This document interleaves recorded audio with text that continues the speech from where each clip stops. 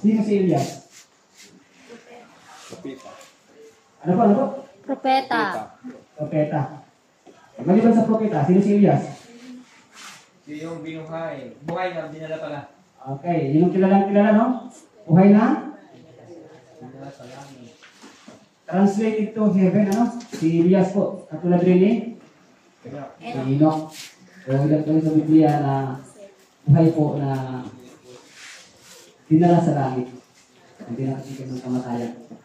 At siyempre po, sa prophecy na alam natin sa Revelation chapter 14, ay naroon po yung mga tao na hindi makakaranas ng kamatayan. So, kapag-aralan po natin ang buhay ni Elias.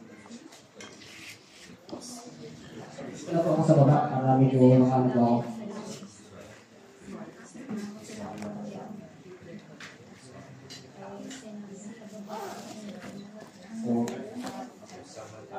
Elias, or the end time, Elijah. Yan po yung presentation mismo ni Sir Darrell. So we are going to discuss po or study the life of Elijah and what is his significance in these last days. So, before that po, shall we have a 3 Elias? Yan. Bakit may 3 Elias? Ilan lang Elias sa Biblia? Isa lang, bakit naging tatlo? In the spirit of Elijah. Pwede po mag-isuyot. Yung mag-isip po yan dito po sa loob ng ano, para ano po, konti. Dito. Stop. Kung pwede mag-isuyot mo na sa labas. Okay lang po? Yan. Para naman nagkakarinigan tayo mismo kahit yung ano tipok ng mga pulso ng patinggan. So ito po, the end time Elijah. Yan po mismo ang pinakasab-topic ko ng topic ng natin. So ating po pag-aralan. The first question is, who is Elijah? Sino nga ba si Elias? Yung sagot kanina, the one who was translated to heaven without tasting death. No? And then, marami pong mga description po natin ibigay kay Elijah. One of the prophets, right? In the Old Testament. Number 2, what was the work of Elijah? Anong trabaho ni Elijah? Siya ba ay magbubukid? Doktor ba siya? Diba? O ano? Lawyer? Anong trabaho niya? Propeta, ano? But there is more as a prophet po. Number 3, what is his life? Anong buhay ni Elijah? Anong buhay ni Elias? Have you asked these simple questions sa buhay ni Elias and are you reflecting those questions or yung mga realidad ng buhay ni Elias? Number 4, the question is there anything can we learn from him? Meron ba tayong mga bagay na pwedeng matutunan kay Elias? If you are reading chapter 3 of Revelation, actually, mamaya, siguro mababanggit natin. Sorry, let's continue yung statement. So, let's continue po.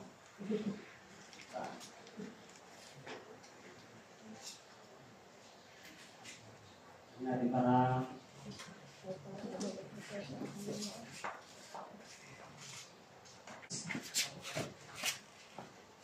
kung sabi niya, the life of Elijah, our object lesson. Bakit object lesson natin?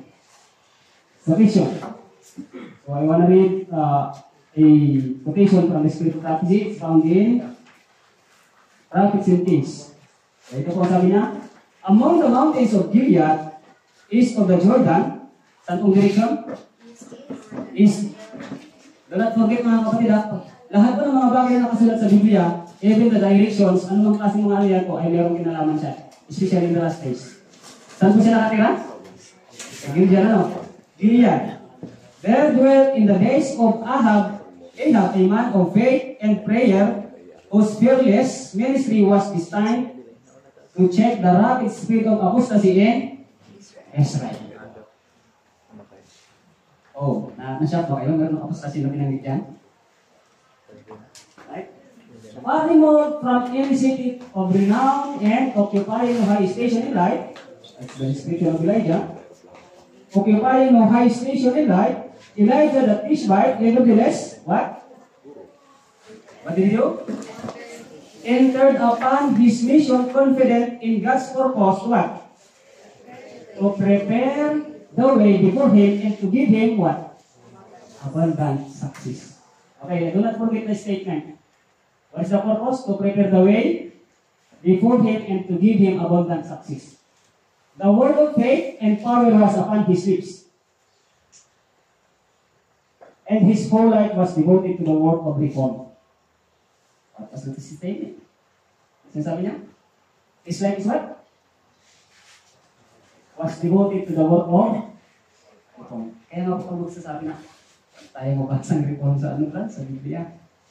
Yung mga hindi ko nabasa ng Spirit of Prophecy. Actually, this is the statement na maririnig natin.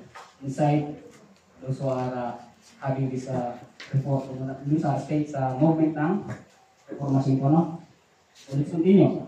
This was the voice of one crying in the wilderness to what? To rebuke sin and press back the tide of evil. Crying in the wilderness. And while he came to the people as a reprover of sin, his message is what? Offer the bank of Gilead to the sin-sick souls of all who desire to be healed. Okay. Siguro po nasagot na yung isang question po doon sa mga tanong kanina. Yan po yung kabuuan ng description po ni Elijah. Now, basahin po natin yung mga ilang statement patungkol po o ito ng buhay ni Elijah. Tingnan po natin.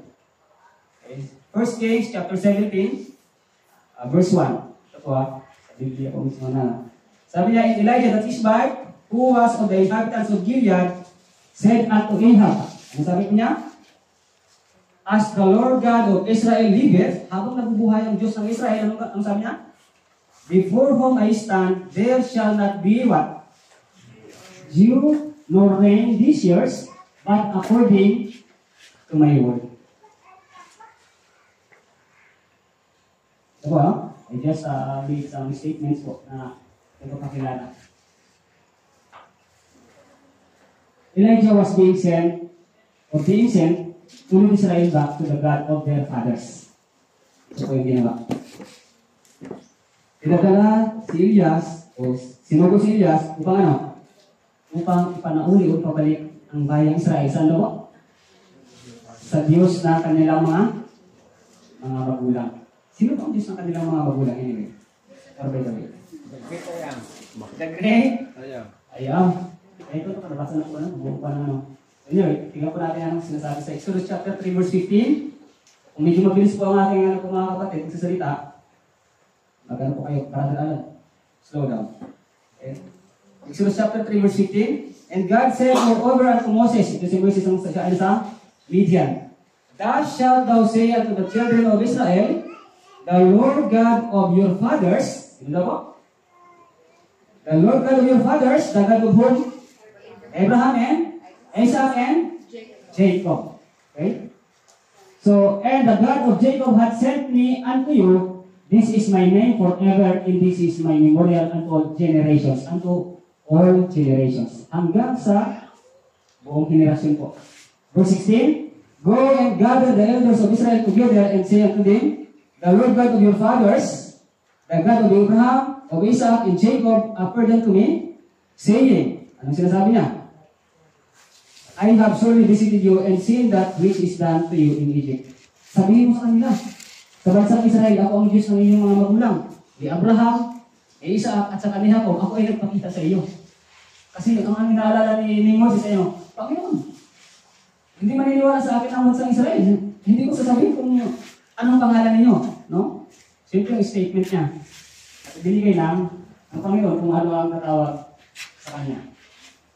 Okay, let's continue po. So, si Elijah, pinadala siya, sinugo siya ng Diyos para ipanauli sa Diyos ng kanyang mga magulang ang bansang ano po? Israel, no? So, ito po, tignan po natin yung mga ilang pang statements sa kwento ni Elias. Israel had voluntarily separated herself from Jehovah. Ano po nangyari? Separated. Humiwalay daw po sa Panginoong Diyos. Ano? Yet the Lord in compassion, gayon pa man ang Diyos sa kanyang kaawaan, still yearns after those who have been led into sin. Nananawagan pa rin po doon sa mga nagkasala, sa mga tumalikod. And He was about to send to them one of the mightiest of His prophets. At sa panahon ko pa rin, ay kanyang isusubok isa sa makapangyarihang propeta. Sino po yan? Si Elijah, no? Through whom many were to be led back to allegiance to the God of their fathers. Hindi po nagkakamali ito ang prophets and kings. In the time of Elijah, prophets and kings, 160 paragraph to pointing back to the father, to the God of their fathers. Tapos ni Abraham, Isaac, at sa kanila po. So, sino po si Elias? Ba't din ang Ramos? Napili natin mga po, makita sa buhay ni Elias. Okay, let's continue. After giving the warning, where did he go? Ito po ay sa chapter 17 ng 1 Kings, ano? Pagkatapos ay magbigay ng warning si Elias, saan siya nagpunta? The question. Verse 2, and the word of the Lord came unto him, saying, Get thee hence and turn thee where? Eastward, and hide thyself by the what? By the brook Cherith, that is before Jordan. Ito, doon din sa kanyang pinitirahan kanina, no? After giving the warning. God sustained Elijah's food using raven. Ito na nga po, nung siya magpunta ko, no? Nagbigay siya ng warning kay Elijah. Actually po, nung nagbigay ng warning si Elijah kay Ahab, siya po ay, anong ginawa sa kanya niya, no? Ni Ahab? Pinaghahanap na siya. Talagang, na ito, nagdadala ng kaguluhan. Nagdadala ng mga maling babala. So, ito nananakot na sa nananakot ng mga tao. So, ito po yung nangyari sa kanya. Verse 4, and it shall be that thou shalt drink of the brook, and I have commanded the ravens to feed thee there. Verse 5, so he went and did according unto the word of the Lord, for he went and dwelt by the brook Cherith, that is before Jordan. Pagkatapos po niyan, ano ang nangyari? Sa brook Cherith. Kung balikin po natin ng chapter 19 po, mga kapatid, ay nung nagbigay siya ng warning, tumakbo siya sa eastward part ng Jordan, sa brook Cherith, ay nagkaroon ng tagtuyot kasi sabi niya nga hindi ko nagkaroon ng ulan or ng hamog. For how many years po? Masabi doon? Sa first Kings, ang mababasa ay 3 years lang. Pero pagdating sa James chapter 5 verse 16, ang mababasa natin ay 3 and 6 months. Tama ba? 6 months? Yes, 3.5 years. So, ibig sabihin ba, nagkakamali ang Biblia? Contradiction, no? So, just nyo naman ako sa counting na ang Biblia. In years and months. Tignan po natin, kasi meron dito isang mahalaga kung bakit binigyan emphasis natin ang food ni Elijah.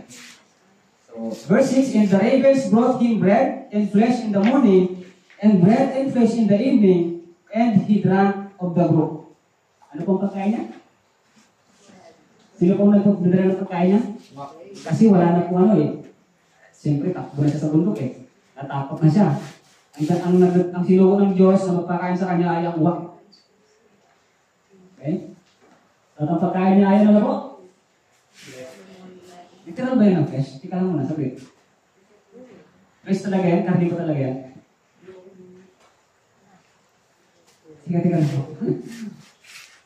Karni ko talaga yan. Pero mamaya, titignan po natin. Ano? Siguro hindi ko nalagay ko dito. And he drank of the brook. At ang tulig talaga inom niya sa galing sa bukal ng brook of Cherith. Okay? For 3 years drought, the brook dried up. Yes. 1 Kings chapter 17 verse 7, sabi niya, and it came to pass after a while that the brook dried up because there had been no rain in the land. For how many years?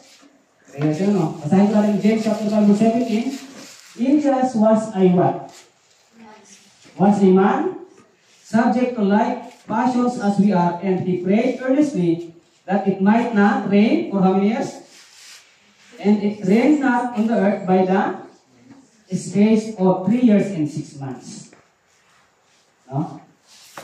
Tuloy-tuloy lang po natin ang pinto. After his escape, anong ginawa niya?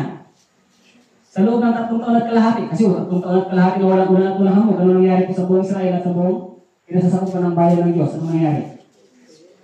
Tuyo. Wala ng mga tamo, walang pagkain ng kabayo, walang pagkain ng baka, may kalabaw kaya doon. Walang pagkain ng mga, wala po sa palang mabuhay ng mga tanim na tuyo talaga. For 3 years. Sa mga nag-aaral ng prophecy, there is significance in this. How many days ang 3 years? 360. Sa 30-30 po. Kasi sa Diyos calendar po ay 30-30 per month. Yes. Sa mga nag-aaral ng prophecy, it is significant. About sa time ko na yan. No? So let's continue. English, basahin ko natin. And it came to pass after many days that the word of the Lord came to Elijah in the 3rd year. Pagkatapos po ng sa 3 taon na po, no? Go show thyself unto Ahab, and I will send rain upon the earth. Pumunta ka kay Ahab at magpapadala ako ng ulan. Magpakita ka ulit kay Ahab. Kasi matapos ang 3 years po at kalahati, na sabihin niya na walang hamog na nalalapat dito sa lupain ng Israel at walang ulan na pupatak, ay nagpakita muli siya kay King Ahab. After 3 years and 6 months. Okay? So yan po yung kwento niya. At ito po ang sabi niya, no? Siguro hindi na natin basahin ko na lang po tayo dyan. Continue.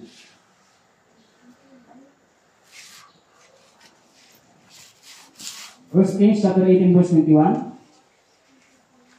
Sila po. Nagpakita na siya. Nakita siya ni Obadiah, yung right hand ni King Ahab. Tapos siyempre, alam po natin yung kwento. Ang sabi ni Obadiah, paano kung halimbawa pumunta ako kay Ahab tapos pumunta dito, bumalik dito at hindi ka makita, ako naman yung patatayin. Alam natin yung kwento, di ba?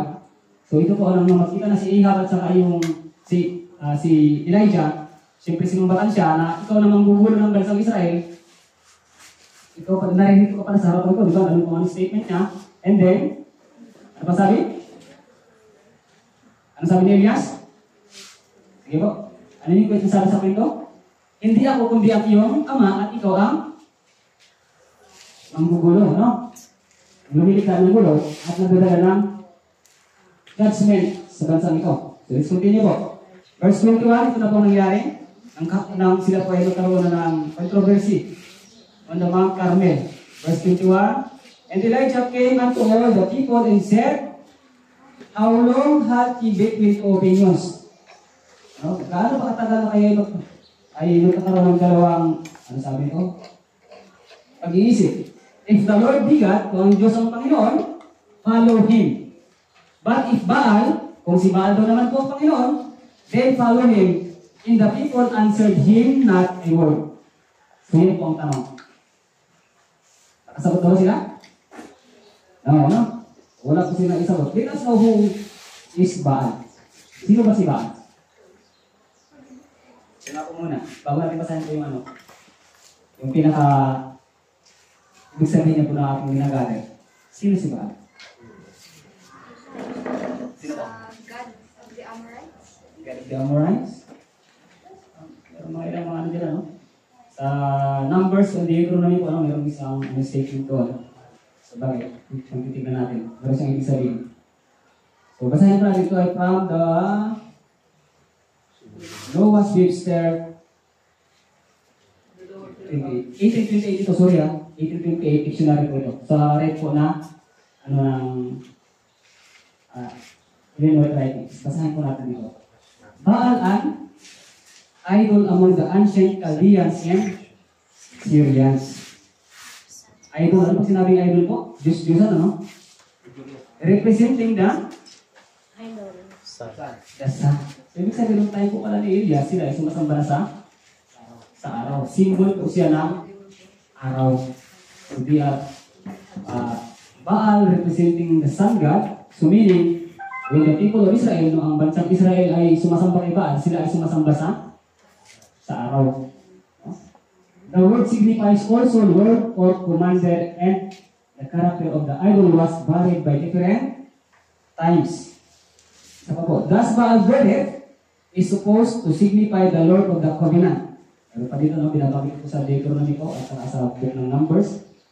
Baal Peor, or rather Baal Tigor, the Lord of the dead.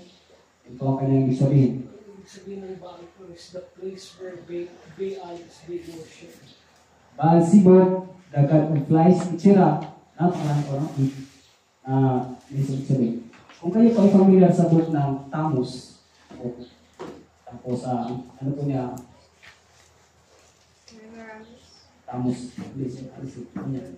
Meron, ito ay isa sa mga aklat po na na-publish na forgotten book na ano sa kanya eh.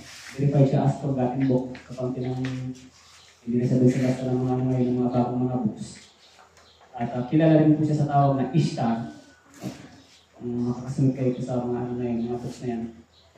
Isa po sa mga pinapakilala na ito si Baal ay may kinalaman sa ibang term na pangalan po niya ay Tammuz. At po natin naman sa Ezekiel chapter 8. Sinasamba po ng 25 elders na nakatalikod sa nakaharap sa araw. So representing, worshiping the sun, God. Ano? So, if you are familiar with that, at naroon din po mismo ang word na Trinity, describing the Tammuz is the product, or Trinity is the product of Tammuz, which is signifying a symbol of sun worship. Hindi na lang po natin nilagay dyan. Probably sa ano po natin ang presentation ng Sunday, Sabat, ay babasahin natin. So, we have the definition of Baal. Kasi ang tanong ni Elias dyan, bakit kayo nagdadalawang isip?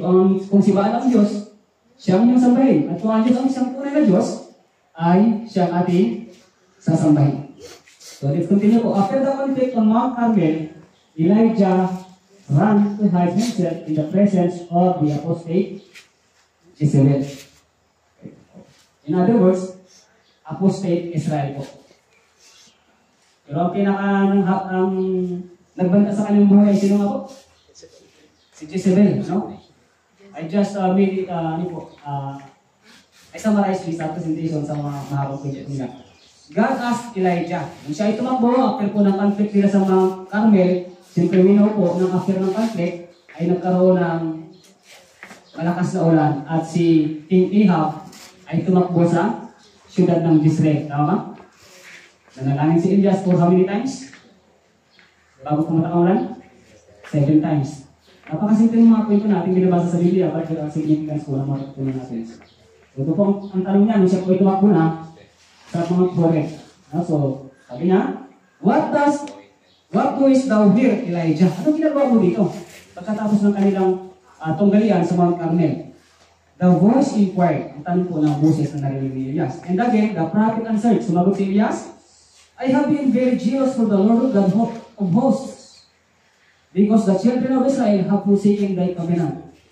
Ako na lang ang Panginoon, ako yung nasasaktan sobra, sabi niya, na para sa Diyos na kataas-taasan. Dahil ang bansang Israel ay mayroon ng ginawa? Forsaken, tinalikuran ang kanilang, ang sinabing covenant, ang kanilang pakikipagtipan.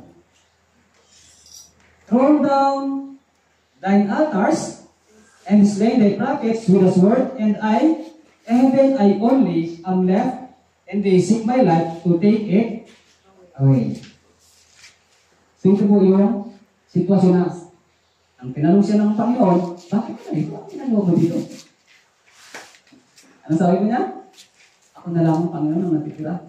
At dahil sa ako'y nasasaktan na kumalikod ang bansang Israel sa inyong kasunduan, sa kasunduan ko ninyo, sinira ang mga altars, ang mga covenants, ako ay nais pang patayin at ako na lamang ang natitira. But there is a good point mga kapatid na sabihin ni Elias, ako na lamang Panginoon ang natitira. Ano? Let's continue. The Lord answered Elijah. Sumagot naman ng Panginoon kasi siyempre yun ang sagot niya Elijah ako na lamang Panginoon ang natitira. Gusto pa nila akong patayin. The Lord answered Elijah that the wrongdoers in Israel should not to go unpunished. Ano? So, hindi naman sila kailangan talagang hindi maparusahan. Men were to be especially chosen to fulfill the divine purpose in the punishment of the idolatrous kingdom.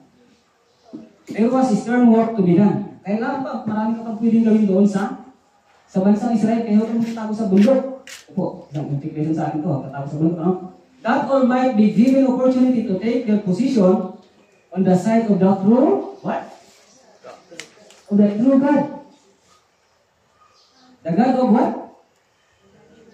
Of Abraham, Isaac, and Jacob. And then sabi na, Elijah himself was to return, what? To Israel, and what? Share with others the burden of bringing about, what? Reformation. Sarap mag-stay na lang sa country living, Brother Ricky.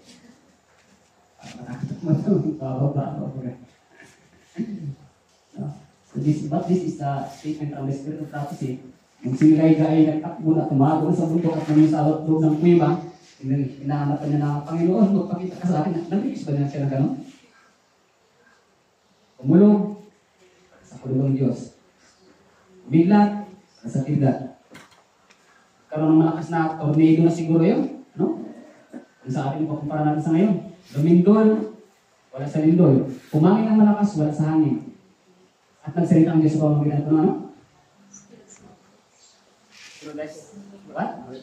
Small voice. So ito po. Pero yan, after that, yung situation ko na yun, bumalik si Elias o si Elijah saan daw sa Israel para ano? What? To share with others the burden of bringing about the reformation. Let's continue po. Elijah in the midst of apostasy is a lesson for us as well as in the apostate generation. Just ano na po ito. Sana matapos natin ng oras ko. Ano po? No? So let's continue. Through the long centuries that have passed since Elijah's time, the record of his life work has brought inspiration and courage to what? To whom?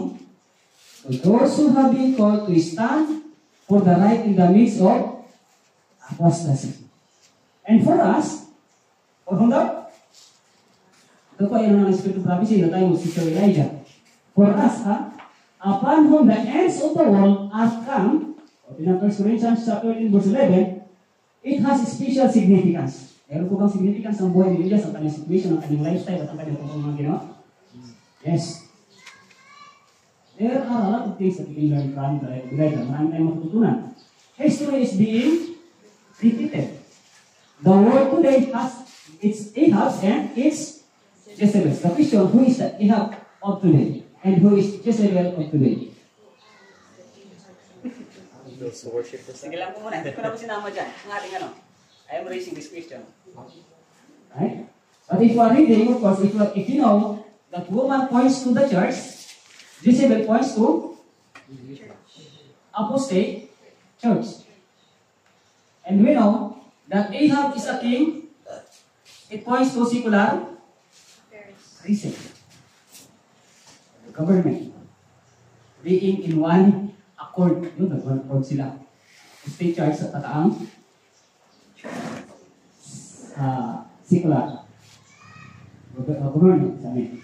The present age is one of idolatry. Sa time po natin ito ang binabanggit ng prophets and kings.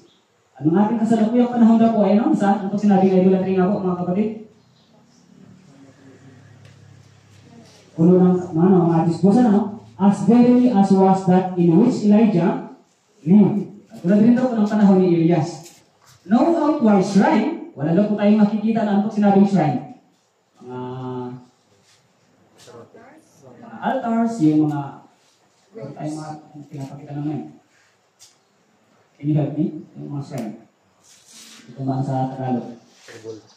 No outward shrine may be visible, there may be no image for the eye to rest upon, yet, ganun pa man, sabi niya, thousands are what? Following after the gods of this world.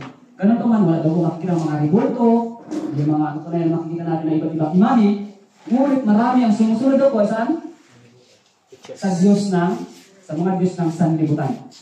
After riches, sa mga kayamanan, fame, kasikatan, leisure, and the fleshly fables that permit man to follow the inclinations of the unregenerate heart. Ito pa. Multitudes have a wrong conception of God. Tama ko ba yan? Right? And His attributes, and are as truly serving a what? False God. A false God as were the worshippers of Baal. Who is Baal again? The sun God. Sabihin ang creepy talagang katiriki. Many even of those who claim to be Christians have allied themselves with influences that are unalterably opposed to God and His truth. Nangyayari ko ba yun ngayon sa protest Israel over today? Anong tawag sa atin ngayon? Hindi tayo na narito sa mundo. Anong tawag sa atin? We are studying the end time Elijah. So, meaning ba nito, hindi na si Elijah, hindi na ba kapanig ng Israel? Hindi na ba si Israelite? Kaya nga po, if we know the history mga kapatid ng Israel, pero sa pagbabasa po, pag-aaral ng history ng Israel, hindi talaga maiiwan mga kapatid ang sanctuary. Kasi yan po ang pinaka-core or economy ng old Israel. Kaya pag nalimutan ng sanctuary doctrine, a lot of the object lessons ay hindi natin matutunan. Sa old time or Old Testament Church of God, sa Acts chapter 7 verse 38 stated na ang tower nila po ay ang sanctuary. We know all those lessons and object lessons na hindi kinalaman sa sanctuary, no? Sa mga napag-aralan natin. Let's continue. Johnny the spirit of Elijah bringing the message of the coming kingdom and preparing the way of the Messiah in the time of apostasy. Okay? Ngayon po, punta tayo kay John. Bakit si John? Nagkaroon tayo ng counting preview about the life of Elijah. And Elijah is what? Is being sent to Israel to share the what? The message of reformation. Okay? To reform to give the message of reformation in the house of God or in the church of God. That's right. Now, let's study for a short time ang buhay ni Elias. Ni John the Baptist, I mean. So let's continue. Matthew chapter 11, 13 to 14. Ito po ay summarize lang, no? We have a long presentation about this. For all the prophets and the law prophesied until John. Sapagkat ang lahat ng mga propeta at ang kautusan hanggang kay Juan ay nagsipanghula. Anong hula nila? Verse 14. At kung ibig ninyong tanggapin ay siya si Elias na paririto. So yan po ang ikalawang Elias. Si John. Akala natin dati. Akala ko dati ang buhay ni John. Nagbautismo lang siya. Tapos siya ay nagano sa binautismo na si Jesus. Tapos si John ay hinuli at kinulong ni Herodes. Tapos tinugutan ng ulo nung nagdaos ng birthday si Herodes. Yun ang mga kwento na alam ko before. But there are more. Tingnan din ko natin mamaya ano yung mga significance ng situation ng buhay ni John. John the Baptist, as second Elijah, sent from God before Jesus' ministry. He prepared Jesus' way. No? Matthew chapter 11, 13 to 14. Ito binasa ko natin kayo ito. Ayan po. Basahin natin ang verse. Ito sinandito pala siya, pero may ulit context. For all the prophets and the law prophesied until John. And if you will receive it, this is Elias which was for to come. At siya po si Elias na darating. Si John. Sabi natin ang Luke chapter 1, 15 to 17. Pero, yan na po natin. Kasi pareho lang din ito ng context. Jesus' disciples asked him about the coming of the kingdom. Kasi sa time ni Jesus, kasama niya ng mga disciples niya, nagtanong siya. Ang sabi niya ng mga disciples, Panginoon, bakit ang sabi ng mga Pariseo, mga eskriba, ang mga doktor ng kautusan, na kailangan doon dumating muna si Elias? Yan ang tanong nila. Bakit nila sinasabi yun? Here is the statement po. Sabi niya, and his disciple asked him, saying, why they say that the scribes that Elias must first come. Verse 11, and Jesus answered and said unto them, ano sabi ni Jesus? Elias truly shall first come, and what? And restore all things. Familiar po tayo sa word na restore, tama po ba? The restorer of the bridge. Isaiah chapter 58 verse 1. Isaiah chapter 58 verse 12, 13, 14. Restoring especially po the 13 angels message. No? Sabat message. Matthew chapter 17 verse 12. Sabi po, no? Sorry, sabi niya, but I say unto you that Elias is what? Come already. Nandito na si Elias. Pero hindi nila nalaman.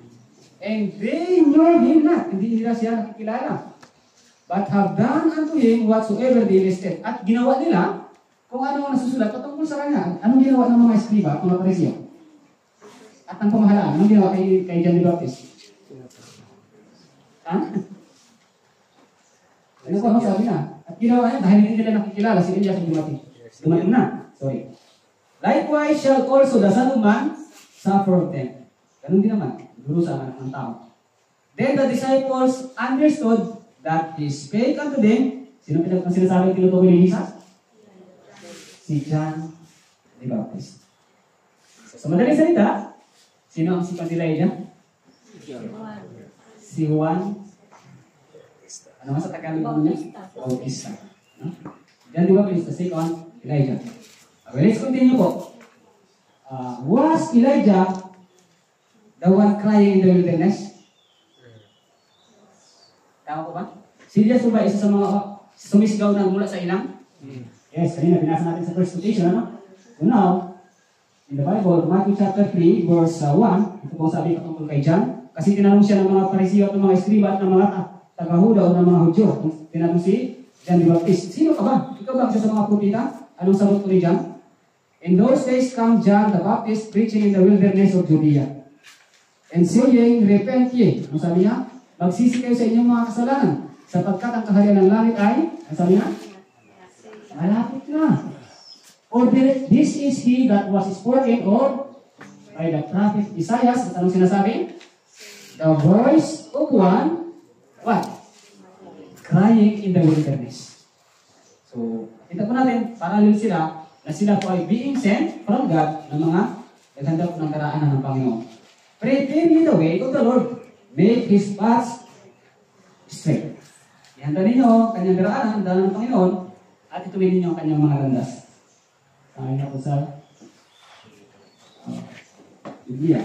John, as second Elijah, was a country dweller. Hindi ko na po mabanggitin lahat ng mga lifestyle ni John.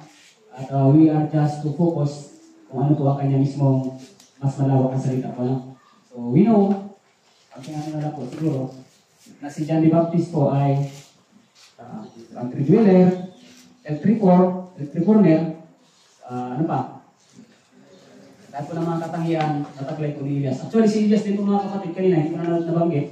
And yung story po, yung unang nagbigay ng warning si Elias kay John, kay Ahab, na hindi magkakaroon ng ulan sa loob ng ilang taon nga po. 3 years. 3 and 6 months.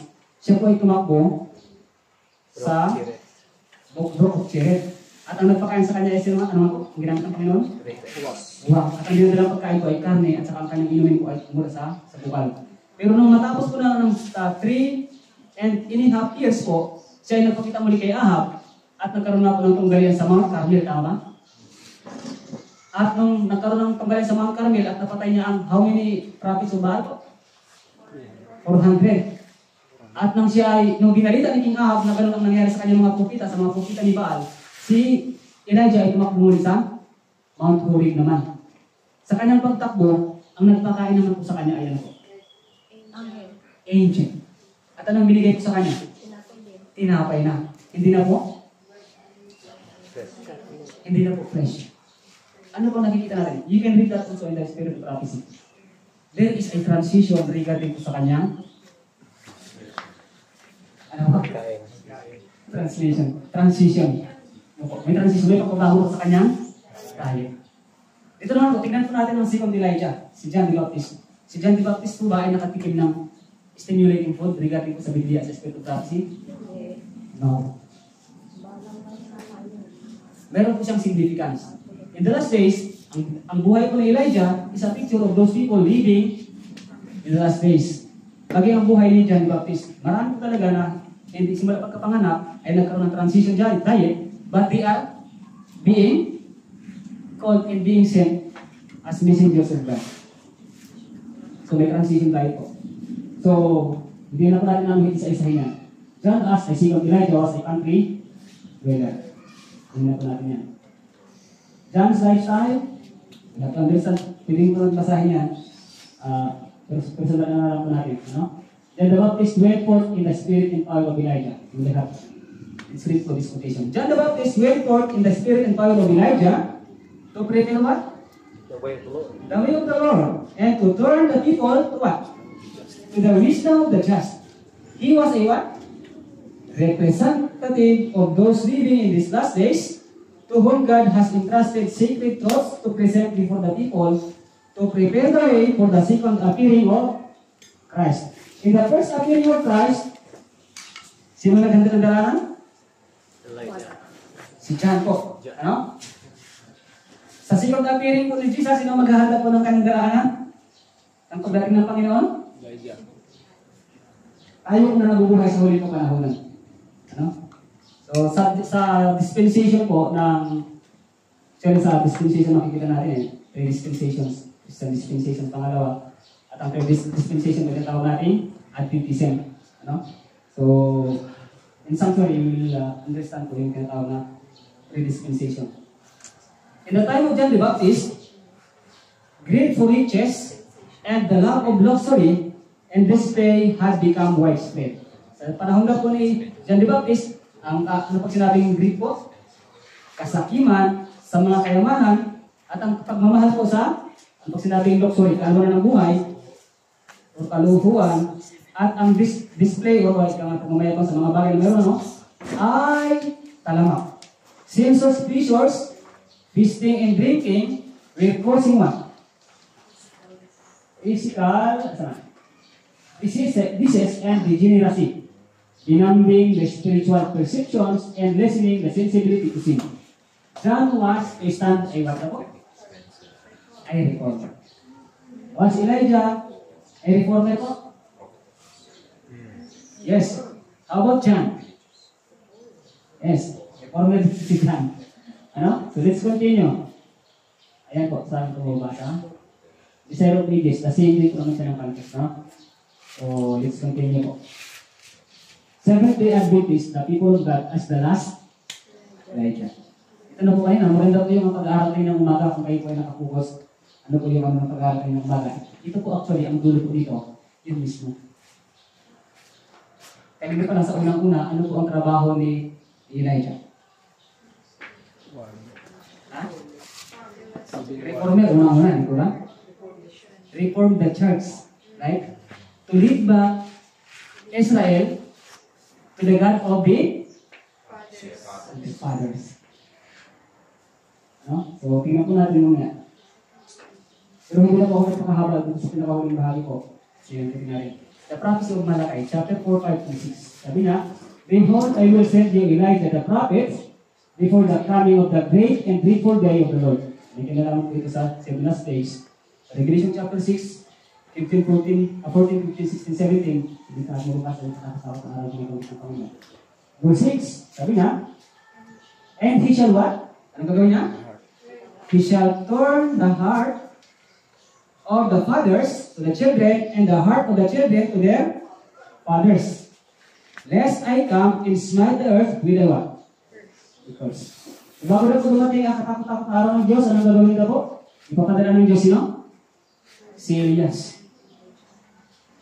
So, may kinalaman na po ito sa sa 7 last days na po ito. Pero bago pa doon dumating yan, ay papadalahin niya si Elias. Yung lifestyle, makikita doon, reformador, yung kanyang mga, actually po sa buhay ko ni John the Baptist mga kapatid, ang pinaka-atutunan po niyang lesson ay ang lesson po ng temperance. Temperance in unti po. Talaga isa sa mga lesson po na natutunan ni John the Baptist sa wilderness. We understand po sa pag-aaral natin ng countryside o country living, sa po na country living po, ang wilderness po ay pointing to country living, countryside. So let's continue. The work of John was foretold by the prophet Malachi. Isa mo na po inanggit ko dyan, as a commentary. Behold, I will send you Elijah the prophet before the coming of the great and dreadful day of the Lord. Papadala ko sa inyo si Elias bago dumating ang katakot-takot na araw ng Diyos. At kanya po pa nang balikin ang mga puso ng mga magulang sa mga anak at ang mga anak sa kanilang mga magulang. John the Baptist went forth in the spirit and power of Elijah to prepare the way of the Lord and to turn the people of the wisdom to the wisdom of the just. This last part po. He was a what? Representative of those living in the last days. Kung ito nga po malimit na binabanggit ito kapag nababasa ang word na last days, kailan nagsimula ang last days? Malimit po na yung tinatanong ko yan.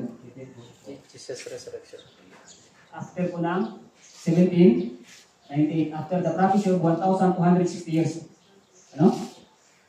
Ayan po, from 538 AD to 1798 AD, 1,260 years. Kaya po yung kanina tinanong ko, yung significance po ni Elijah ng 3 and a half years or 3 and 6 months, ilang araw po yan? 1,260 days. And alam po naman natin ano, sa Numbers at saka sa Ezekiel, or verse 6, I think, ang katumbas po ng isang araw sa mga nag-aaral ng practice, yung conversion po ang isang araw ay isang taon, no? 1 year. So, that's the significance. You can read also that in Revelation chapter 3, if I'm not mistaken, verse 9 or verse 9 po. Pinakita doon ang pangalan ni Jezebel or the apostate church. So, let's continue. He was a representative of those living in the last days to whom God has entrusted what? Sacred truths. Representative daw po si John at saka si Elijah ng mga tao na nabubuhay sa huling kapanahunan na pinagkatiwalaan ng ano? Ng banal na mga katotohanan. To present upang ano daw po? Ipahayag sa mga tao. To prepare the way for the second appearing of Christ. Tulad din po ni John the Baptist, sa unang pagbabarito ni Kristo, siya ang naghanda ng kanyang daraanan. So, those people in the last days, sila naman daw po ang maghahanda sa ikalawang pagbabalik ni Kristo. But do not forget po mismo yung lifestyle, yun po pinakamahalaga mga kapatid. Ano? At saka po yung message o yung gawain po ng dalawang ito. I'm just giving you a little picture po sa buhay ng dalawa. And the same principles of what?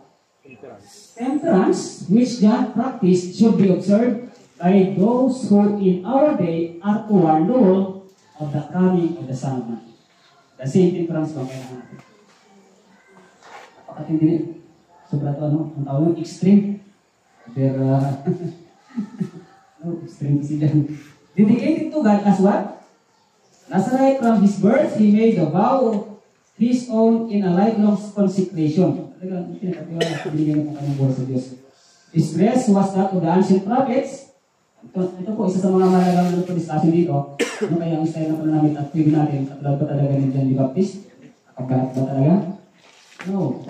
At pero isa po na dapat nakita ang pagkakaiba po ng sasanlibutan at sa mga anak ng Diyos. Ano? A garment of camel's hair confined by a little girdle. He ate the locust and wild honey. Yan ang pagkakainin natin. Yan, ang gano'n, no? Found in the wilderness and drank the pure water from the hills. So yan po, katulad rin po ni Elijah. Let's continue.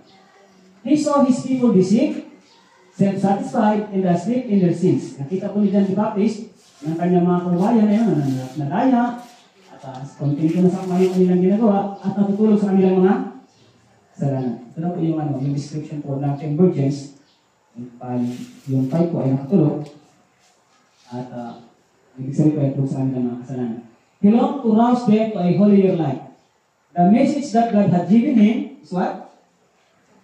To bear was designed to startle them from their lethargy and cause them to tremble because of their great wickedness. The life of John the Baptist. Let's continue po. Those who are to prepare the way for the second coming of Christ, yung mga maghanda na po para sa ikalawang pagbabalik ni Kristo, ano? Are represented by faithful Elijah as John came in the spirit of Elijah to prepare the way for Christ's first advent. The great subject of what? Reform is to be agitated. And the public mind is to be stirred. Temperance in all things is to be connected with the message. Dapat connected po. Okay, ano pong message natin meron ngayon? Connected to the gospel, ano? Sa commission natin. Anyway, siguro nadaan natin ito sa break. Yung ano na yan. To turn the people of God from their idolatry, from their gluttony, and from their extravagance, interest in other things. So, dapat talaga tayo mayroong mga practical study po nito na talagang discussion para paano pag ganito, no? Yung mga maganda po mga pag-aaral. The self-denial, humility, and temperance required of the righteous, whom God especially leads and blesses, is to be presented to the people in contrast to the extravagant, self-destroying habits of those who live in the degenerate age.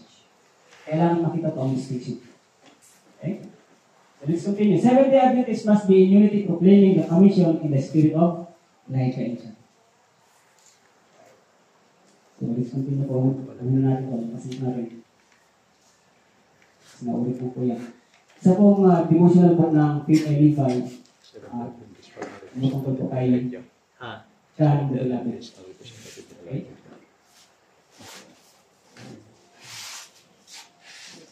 Reformers. The Church of God United giving the warning.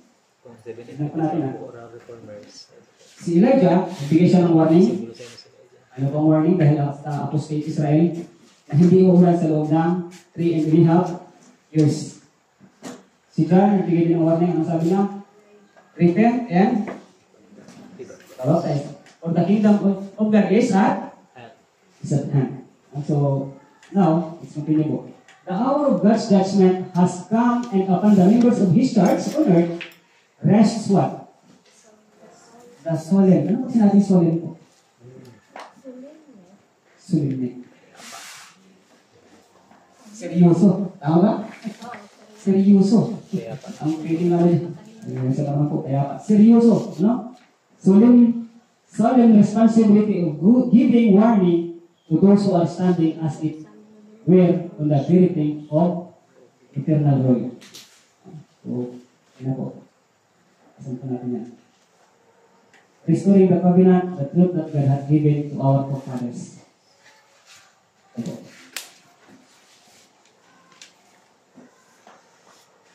Sabi natin. Sabi nga, the true workers of Jesus Christ are to cooperate with the brethren who have had an experience in the work from the very rise of the third, what? Angel's message. Ngayon ang tanong po, kasi siyempre, we know that the third angel's message, Revelation chapter 14, 9 to 11, ano? Siya po ay patungkol sa warning. Kaya, itatanungin ko po kayo, ano po mismo ang nakapaloob doon sa third angel's message? Regarding sa mga nabasa na po natin. Ano po? Prophecy. Huwag kayong tumanggap sa hayop. Huwag mamba. Okay.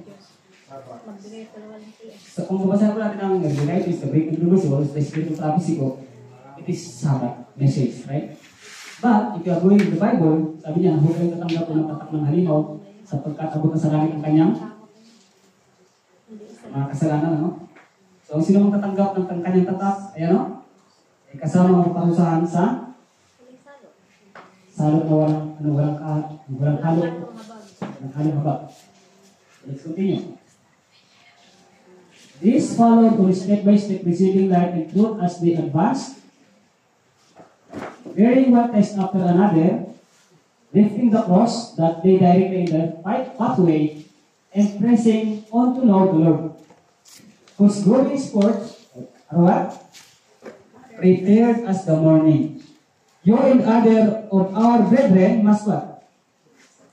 Accept the truth as God has given it to His students of prophecy.